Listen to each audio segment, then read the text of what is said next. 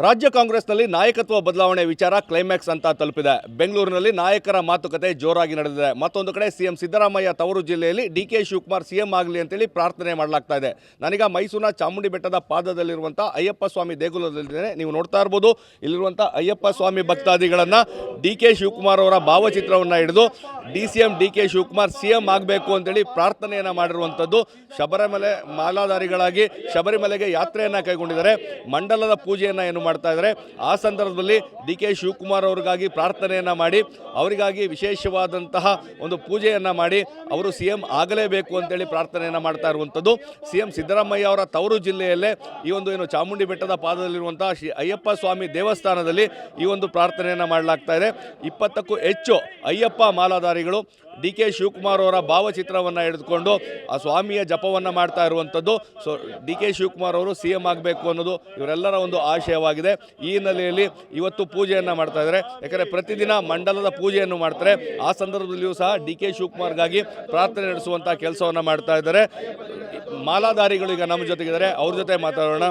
ಈಗ ತಾವು ಈಗ ಒಂದು ಪ್ರಾರ್ಥನೆಯನ್ನು ಮಾಡ್ತಾ ಇದ್ದಾರೆ. ಪ್ರತಿದಿನ ಮಂಡಲ ಪೂಜೆಯಲ್ಲಿ ಅಯ್ಯಪ್ಪನ ಒಂದು ಪ್ರಾರ್ಥನೆ ಆಗ್ತದೆ.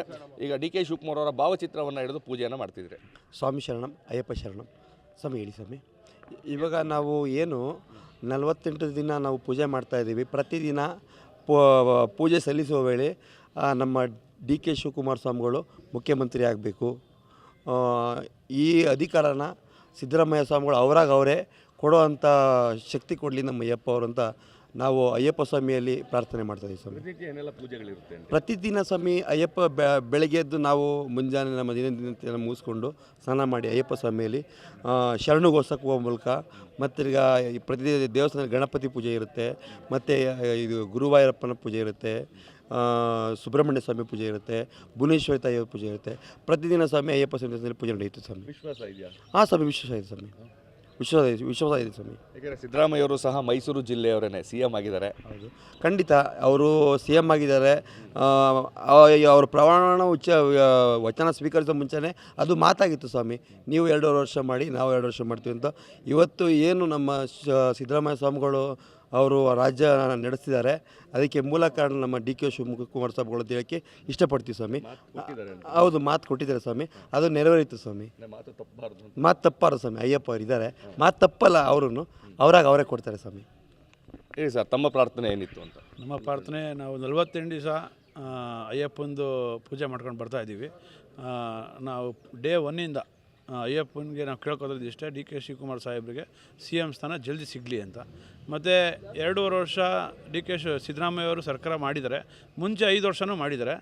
ಈಗ 2.5 ವರ್ಷ ಡಿ.ಕೆ. ಶಿವಕುಮಾರ್ ಅವ್ರಿಗೆ ಒಂದು ಚಾನ್ಸ್ ಕೊಟ್ಟು ಸರ್ಕಾರ ಇನ್ನೂ ಚೆನ್ನಾಗಿ ನಡೆಸೋಕ್ಕೆ ಒಂದು ಅವಕಾಶ ಮಾಡಿಕೊಡ್ಲಿ. ಮತ್ತು ಎಲ್ಲ ಕಡೆ ಏನೇನು ಅನಾನುಕೂಲ ಇದೆ ಅದನ್ನು ಅನುಕೂಲ ಮಾಡಿಕೊಡೋಕ್ಕೆ ಒಂದು ಅವಕಾಶ ಮಾಡಿಕೊಡ್ಲಿ ಡಿ.ಕೆ. ಶಿವಕುಮಾರ್ ಅವ್ರಿಗೆ ಅನ್ನೋದು ನಮ್ಮ ಕಡೆಯಿಂದ ಒಂದು ಕೋರಿಕೆ. ನಿಮಗೆ ವಿಶ್ವಾಸ ಇದೆಯಾ ಸಿದ್ದರಾಮಯ್ಯ ಅವರು ಅವರ ಸ್ಥಾನವನ್ನು ಬಿಟ್ಟು ಕೊಡ್ತಾರೆ ಮತ್ತು ಡಿ.ಕೆ. ಶಿವಕುಮಾರ್ ಸಿಎಂ ಆಗ್ತಾರೆ ಅಂತ?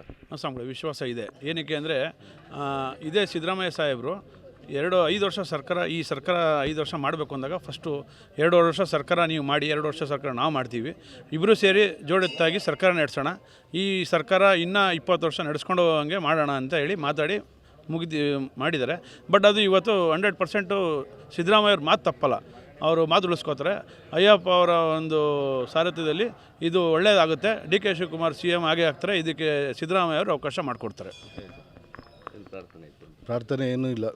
ಸ್ವಾಮಿ ಅಯ್ಯಪ್ಪ ಸ್ವಾಮಿಯಲ್ಲಿ ಮಾಲೆ ಹಾಕ್ಸ್ಕೊಂಡು ಅವರೆಲ್ಲ 48 ದಿನ ಪೂಜೆ ಸಲ್ಲಿಸಿ 48 ದಿನಕ್ಕೆ ಅಯ್ಯಪ್ಪ ಸ್ವಾಮಿಗೆ ಹೋಗ್ತಾರೆ.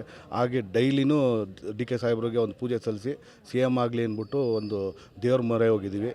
ಹಾಗಾಗಿ ಡೈಲಿ ನಡೀತಿದೆ. ಇವತ್ತು ವಿಶೇಷವಾಗಿ ಗಣಪತಿ ಹೋಮ ಇಟ್ಕೊಂಡಿದ್ವಿ, ಹಾಗೆ ಪೂಜೆ ಸಲ್ಲಿಸಿ ಸಿಎಂ ಆಗಲಿ ಅಂತ ಇದು ಮಾಡ್ಕೊಂಡಿದ್ವಿ. ಡಿ.ಕೆ. ಯಾಕೆ ಸಿಎಂ ಆಗಬೇಕು ನಮ್ಮ ಪ್ರಕಾರ? ಸರ್, ಅವರು ತುಂಬ ಕಷ್ಟಪಟ್ಟಿದ್ದಾರೆ. 3 ವರ್ಷ ಅಧ್ಯಕ್ಷ ಆಗಿ 136 ಸೀಟ್ ಬರೋಕ್ಕೆ ಸಿದ್ದರಾಮಯ್ಯ ಸಾಹೇಬ್ರ ಜೊತೆ ಇವರು ಜೋಡೆ ಎತ್ತುತ್ತಾರ ಹಂಗೆ ಕಷ್ಟಪಟ್ಟಿದ್ದಾರೆ. ಅದು ಕೊಡಲೇಬೇಕು ಅಂತ ನಾವು ಕೋರ್ಕೋತೀವಿ ಸರ್.